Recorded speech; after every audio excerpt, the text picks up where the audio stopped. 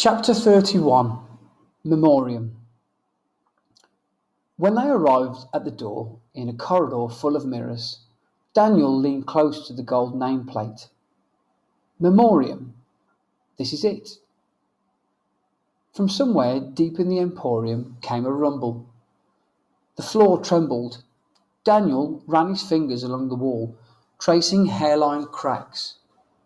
Through the door lay a movie theatre with a carpet the colour of fresh blood, and row upon row of seats padded with red velvet, all facing a huge screen.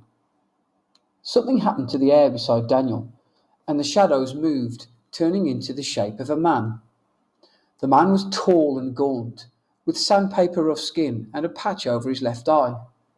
He wore a black uniform with gold piping and carried a torch. He smelled of dust and sugar. He said, "I am your usher for this evening. How may I be of assistance?" Um, how does this work? Asked Daniel. The usher smiled. We show you the past, plucked from memories. The true past, mind you, not coloured by bias or age or worn away by time, everything exactly as it happened. The price is a single hair. What we want to see, said Ellie, it's not our own past. It belongs to someone else. The usher's good eye flicked between Daniel and Ellie. Do you have a hair that belongs to this person? They nodded. Then we do not have a problem, said the usher. Take a seat, if you please. He led them to the front row, directly beneath the screen, and signalled that they should sit. He held out a hand. Payment? Ellie took Mr. Silver's hair from her pocket, placed it in the usher's hand. He brought it up close to his good eye. Then he took off his hat, revealing the strangest head of hair Daniel had ever seen. A large section of his head was completely bald, but there were places, here and there, where hair sprouted. The hair was many different colours and many different lengths. The usher took Silver's hair. He produced a sewing needle from the pocket of his uniform. He threaded the hair through the eye of the needle.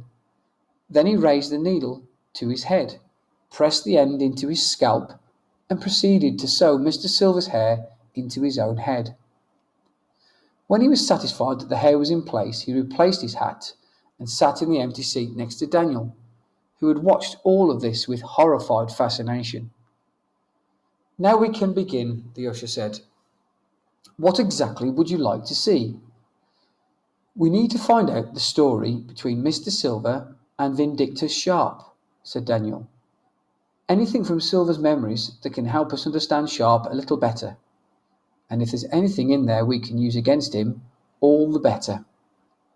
The usher gave a thoughtful nod. Very well. He sat back in the chair beside Daniel, raised a hand to his face, and lifted his eye patch. Daniel could not help looking. He caught a glimpse of the usher's hollow eye socket, just as the lights of the theatre died away, leaving the place in darkness.